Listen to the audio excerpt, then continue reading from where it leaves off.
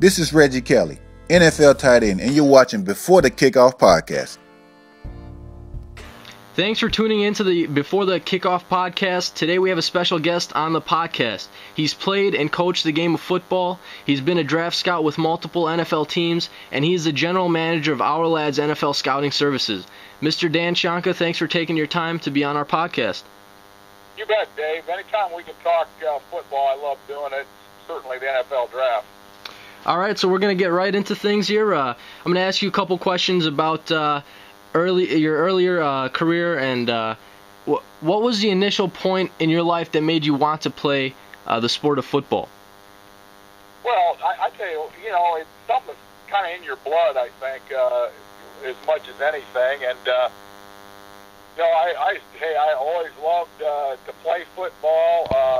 I went to a parochial elementary school, and, we actually started tackle football back then. I think we were in fourth grade and everything. And then, I just always liked the game and what the game stood for. And, to me, football, it was always, and I hate to say it, but it's kind of changed a little bit now, but it's something you could always really count on. It's just like life because, hey, there's no gray area really. Hey, you win and lose the game, and you prepare to win the game, and and you get beat, but you got at times, and you just got to get up, and knock the dust off, and go ahead and get ready for the next week. So it's just something that I always really like to be around, and after playing, then you get involved in coaching, and I always enjoyed that, and certainly enjoyed the recruiting part of coaching in college and things, and so anyway, that kind of led me to the scouting. Yeah, so I was going to ask you about your coaching. I understand at the young age of 27 that you coach at Highland Community College. What was your favorite memory on your first coaching experience? Well, the first head coach I got, I was a head coach at 27 years old in college, which is kind of rare. And I think the big thing was when I was, because I was at the University of Kansas actually prior to that, where I was a national recruiter. And but I like to recruit, and I wanted to recruit my own team, and I like to turn programs around. And actually, 3 programs that where I was the head coach, they're 1-8 the year before I took them over, and we turned around the programs into winners, and that's something that I just really like to do. Recruit the talent to turn a program around. Of course, you've got to change the whole mindset. In fact, when I was at New Mexico Highlands, they had lost for so many years. The announcers on the radio didn't know how to react when we'd win games.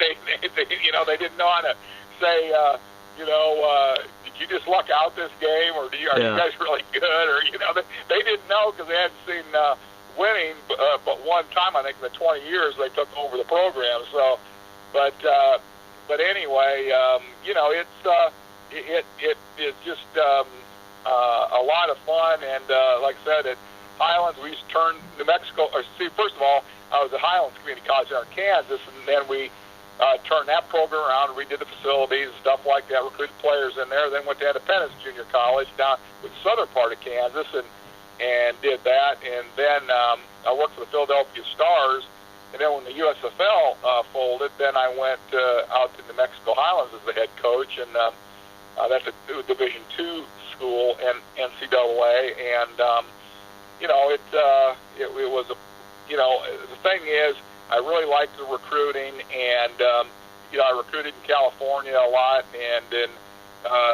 parts of Texas and all the state of New Mexico and Colorado and places like that. So, and I was experienced because I worked at 4 universities where I recruited all over the country. So, we actually drew on some of those to bring in some other players there. But no, it's the probably the most memorable thing is just, hey, on all the teams, hey, they had a losing atmosphere when we came in, and we improved every program when we left. Yeah, it's all about changing that mindset from losing to winning.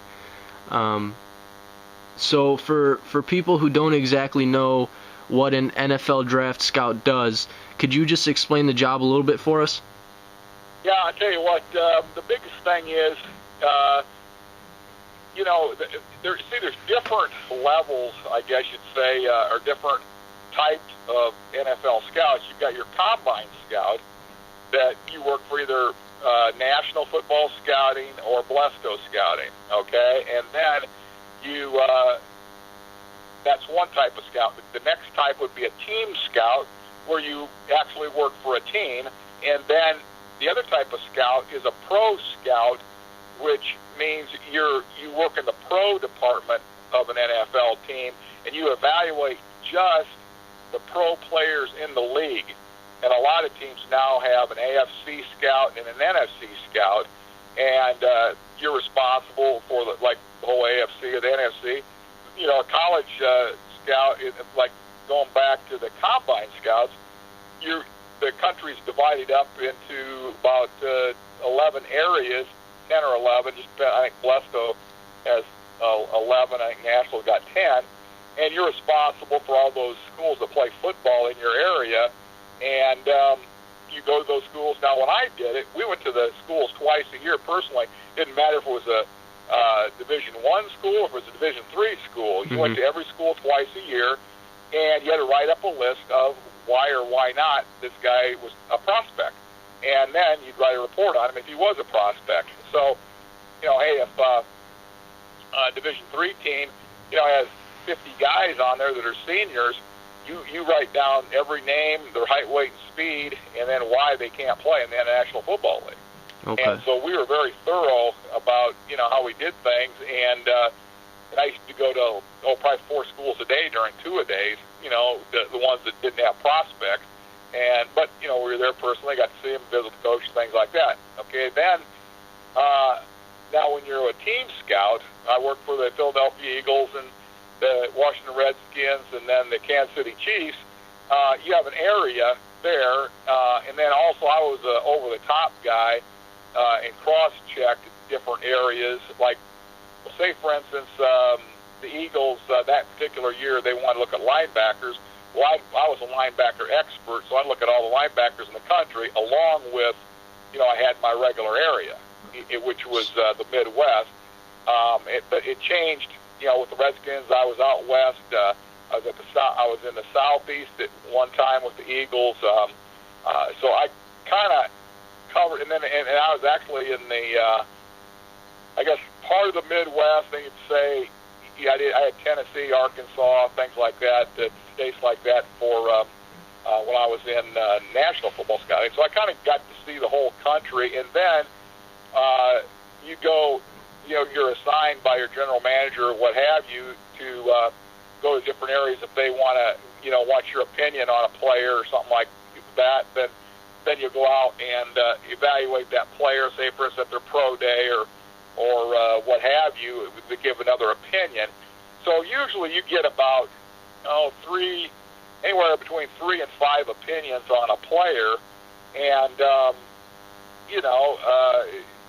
so that's kind of it in a nutshell. I mean, when you go to a school, breakdown there would be you when you go into the school at, I'll say, between 7 and 7:30 every day. You go in, you say hello to the secretary. Nowadays you have a room where the pro scouts go. There may be 2 or 3 rooms, depending on how many scouts are there. And you got your different digital setups that you can watch the whether it's the DVDs or what have you. Yeah. And so then you go see the trainers, and then you see the academic people, and see the strength coach, visit with the pro liaison there at the school, and all that. You do that usually after you're looking at tape, or sometimes depending on their schedule. You have to stop the tape, go see them, then come back and start tape again. And then you go out to practice, and you watch the guys in practice, and then, hey, you head on down the road, start the same process the next day. That's a lot. That's a lot of stuff. Just a couple more questions for you here. This one's a bit lengthy. Did your judgment on a certain player when you were with the Eagles, Redskins, and Chiefs, did it ever sway coaches and GMs to convince them to draft that certain player? And if so, which player do you think were drafted because you were the scout who said that certain player is NFL worthy? Well, yeah, I think that every place I was at that, we had influence. The other thing is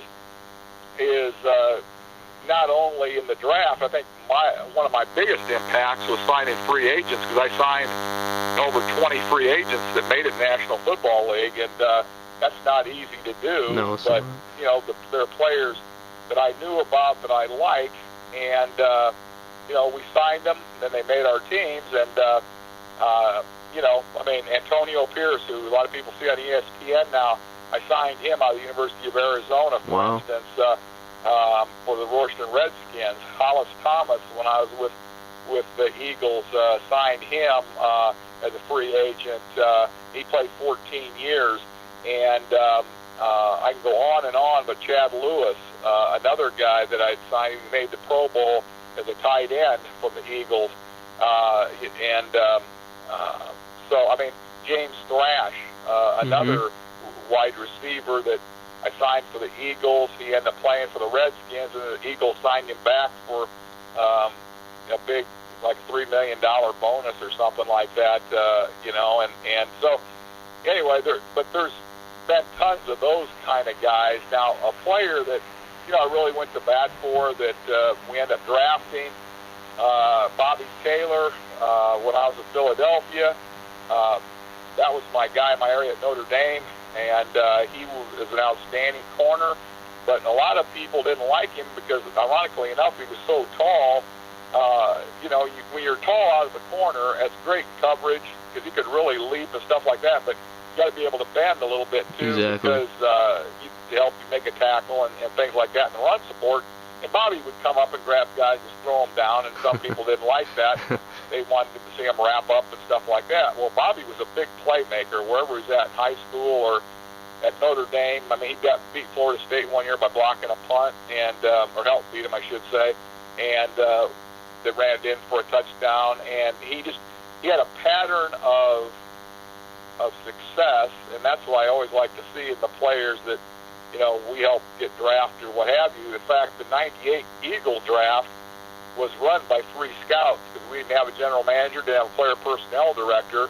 Wow. But myself and 2 other scouts, and that could arguably be the best draft the Eagles ever had, because Trey Thomas, we drafted him in the first round. He was starting left tackle, made the Pro Bowl, and so there was several guys that were drafted that, in fact, I think everybody either made a Pro Bowl or got a Super Bowl ring.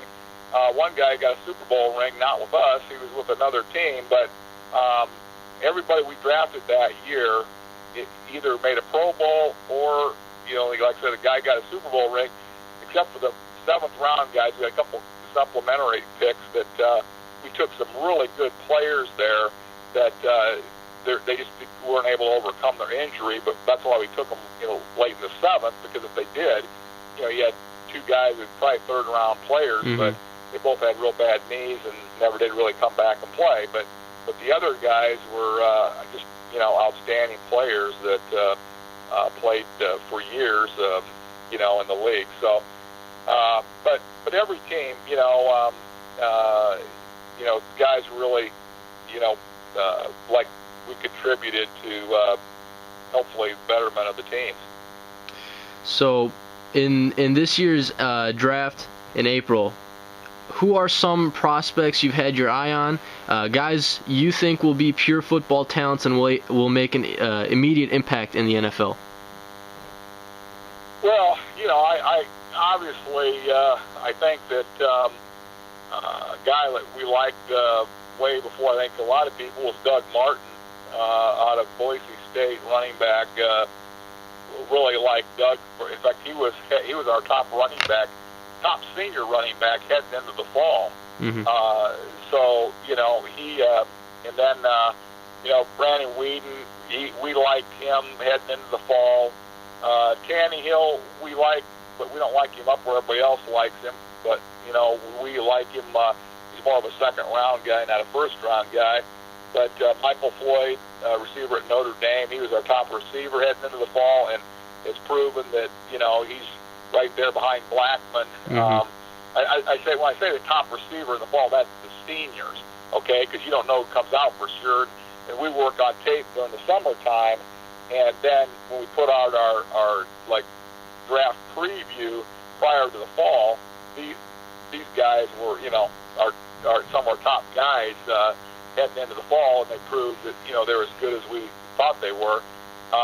Kobe Fleener, tight end out of Stanford, we really like. You know, of course, one of our favorite players, he's an underclassman, but David DeCastro from Stanford, he's just an outstanding football player. Always really liked him. A guy that we kind of knocked the dust off of and got some exposure for him that a lot of people didn't know about was center from Mississippi State by the name of Quentin Salisbury. And, you know, he's going to be, probably a 5th or 6th round guy that's, you know, really a good football player. Mike Adams from Ohio State, a lot of people didn't even hardly know about the guy. In fact, some of the combines out there had him listed as a free agent. He was our second best tackle heading in, offensive tackle, senior tackle heading into the draft, and, you know, he'll be a first-round guy. Kalichi Osemele from Iowa State, he was one of our top guys coming in. So, you know, we had some, you know, we had our finger on a lot of these guys that were seniors because we studied the tape, you know, the junior tape in the summertime prior to their senior year. And then when we see what they do their senior year, you kind of package that together and you get a good look at these guys. Yeah, I agree with a lot of those names you mentioned. With our mock draft that we have on our website, a lot of those names that you mentioned are up there in the first round. So that's all we really have for you, Mr. Shonka. I really appreciate you taking your time out to be on the podcast. I'll tell you what, David, what you got to do is let your listeners know, and I don't know if you've been to Ourlads.com there, but you can put your own draft, mock draft up there, and then you can put comments by each of the players. You know, you click on, it's real easy. You don't have to type anything out. I mean, unless you want to do comments on the players, but you click on the, you know, on the mock draft, each of the players that you want to add in your mock draft, and then, you know, then what we're going to try to do here, probably the first week in April after our guide comes out, we'll have a draft contest in there for anybody who wants to get involved in it, and it should be a lot of fun. So, but anyway, David, thank you so much, and I'm glad we had a chance to visit, okay? Yep, no problem. Thank you for your time. All righty. Bye-bye.